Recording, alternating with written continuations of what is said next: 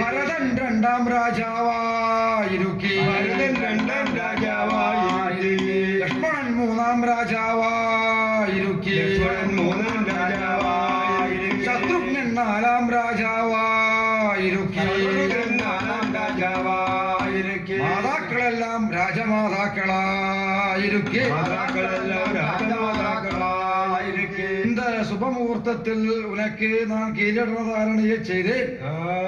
நீ சுகி பவான் ஆயுஷ்மான் பவான் ராமா. சரணம் குருவே. இந்த சுபமுகூர்த்தத்தில் அடியனுக்கு கிரீடதாரணை செய்ததார குருவான உமக்கு இதோ தட்சிணை தந்து கொண்டேன். സ്വീകരിക്ക വേണ്ടും ഗുരുവേ. രാമാ രാഘവ ഉന്നിടത്തിലിരുന്ന് ദക്ഷിണ സ്വീകരിക്ക എനിക്ക് യാതൊരു അർഹതയുമില്ല. കാരണം നീ നാരായണ സ്വാമിയാകിലും ലോകത്തിൽ ധർമ്മച്യുതി ഉണ്ടാകും കാലത്തിൽ ധർമ്മത്തെ നിലനിർത്ത നീ ഓരോ അവതാരമെടുക്കും.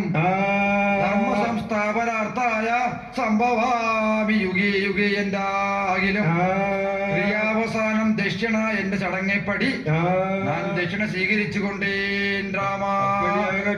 സുഖി ഭവാൻ ആയുഷ്മാൻ ഭവാൻ.